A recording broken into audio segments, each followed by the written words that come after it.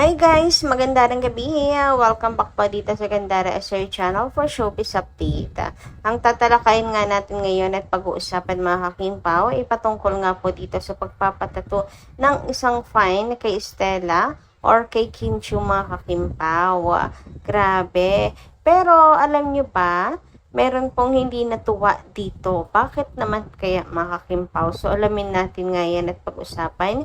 Pero bago po ang lahat, sa mga hindi pa nakaka-subscribe sa ating channel, pakiclick lang po tayo na ating subscribe button at notification bell na nandyan sa baba para mag-i-updated po kayo at ma-notify sa mga susunod nating chika tungkol sa Kimpaw.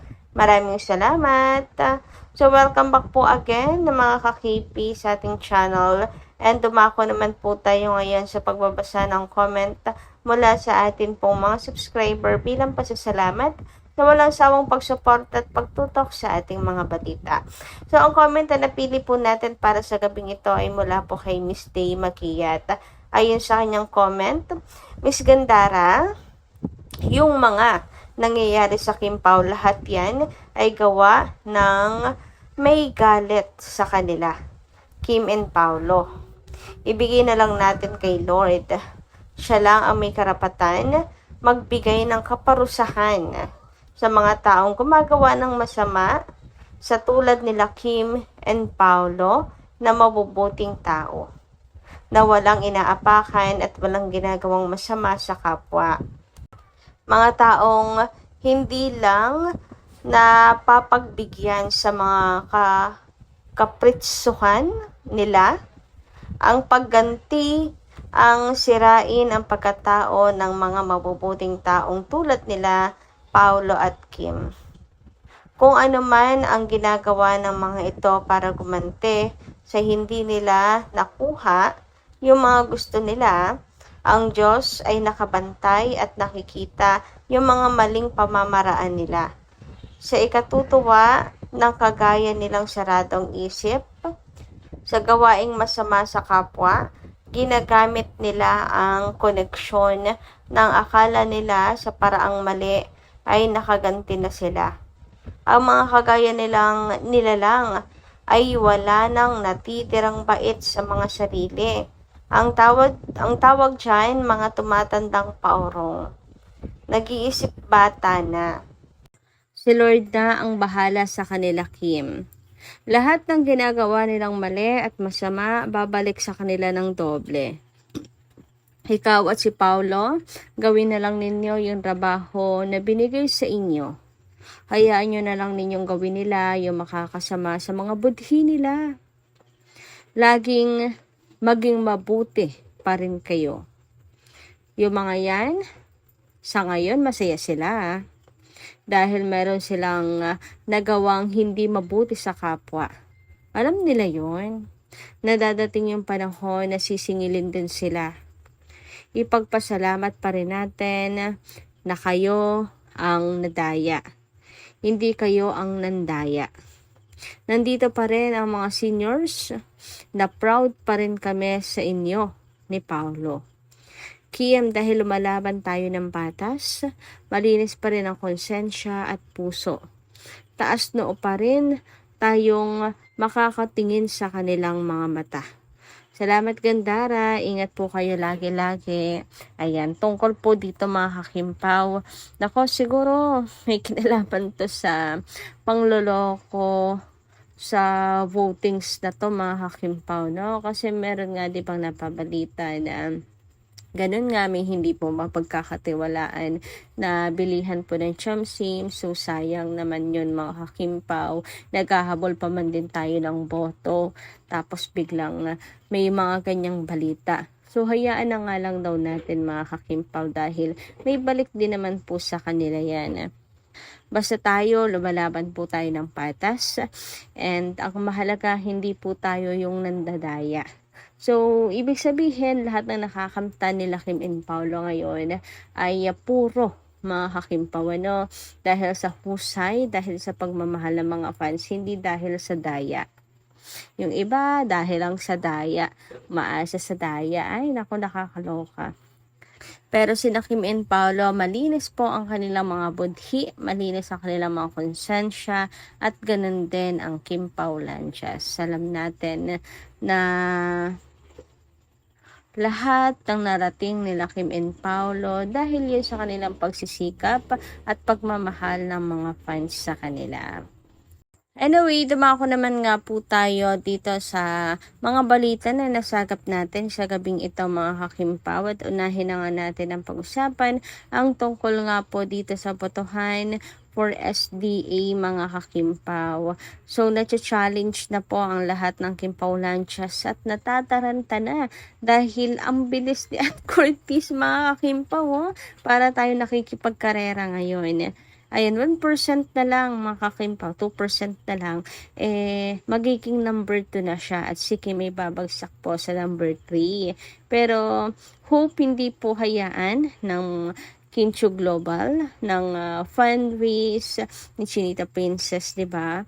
Or, pwede rin tanggapin na lang din nila mga kakimpaw, tapos ibuhos na lang nila ang suporta kay Paolo. Yun naman kung gusto lang naman nila mga kakimpaw, wala namang sapilitan, di ba?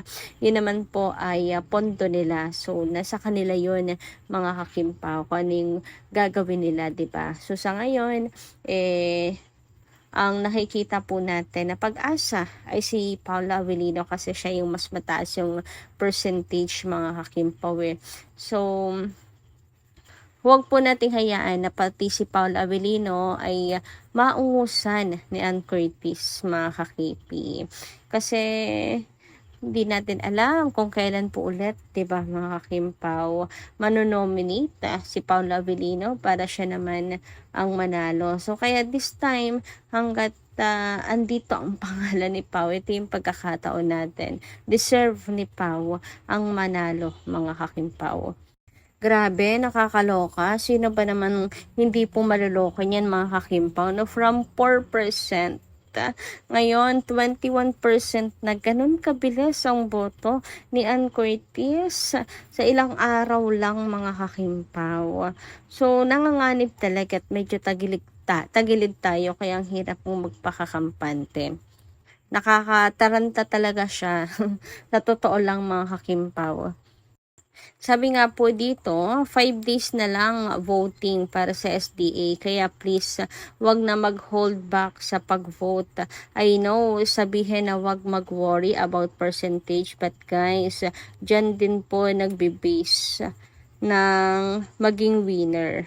Kim's spot is now at risk dahil palapit ang spot niya sa kalaban, and Pau's spot percentage descending more each day. Need ng malakasang vote for each of them. Nako po, totoo yan mga kakimpaw.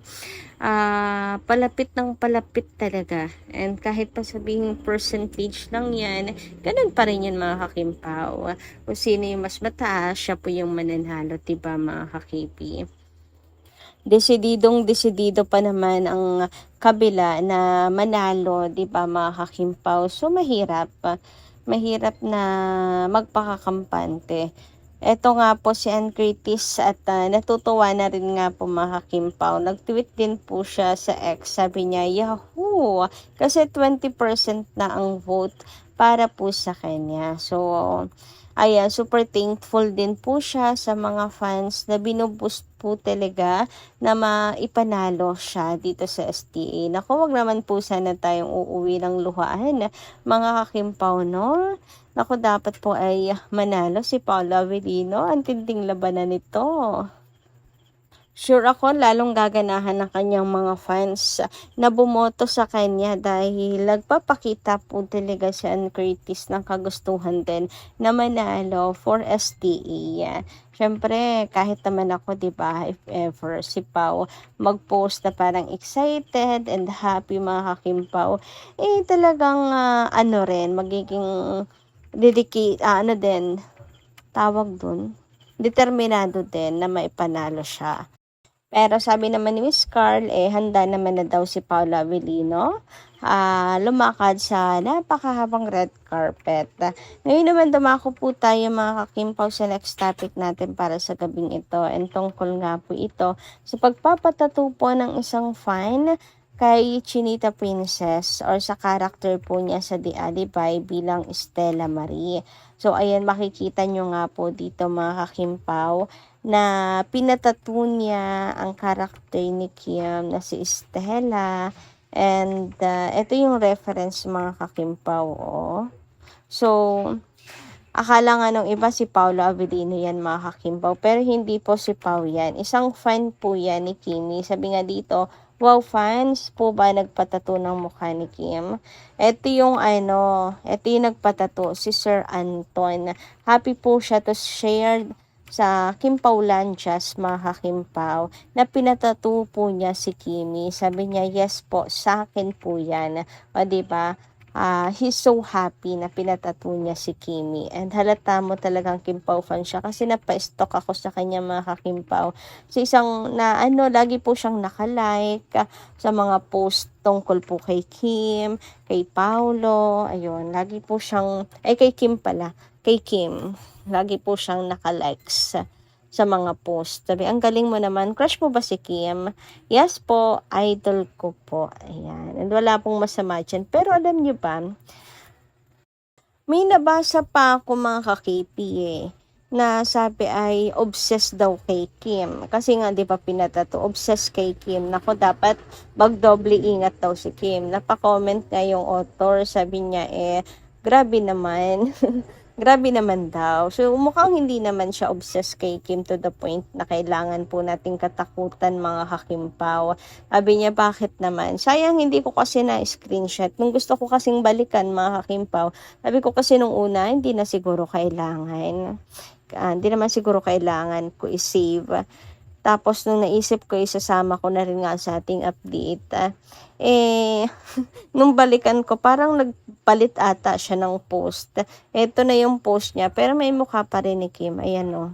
Ito na yung bagong post niya. Tapos wala na yung comments, sayang naman, mga kakimpaw. Pero legit mga kakipi, pinatattoo niya talaga si Chinita Princess. Ayan. Diba? Medyo parang galit lang dito si Stella. Pero for sure matutuwa po si Kim. Ayan, panalaman niya na pinapatattoo po siya. About naman sa nag-aalala sa safety ni Kimi, naintindihan naman siguro ni Kuya, no? Kasi tulad niya, fan din. So, nag-aalala lang sa safety ni Kim. So, kayo po, anong inyong masisay tungkol dito? Let me know nga lang po siya sa comment sa baba. And pag-usapan natin sa susunod nating video. So, hanggang dito lang po muna nating update. Maraming salamat po sa pakikinig. And kita-kits po ulit sa susunod natin, chika. Maraming salamat. Ingat po palagi, mga kakimpaw.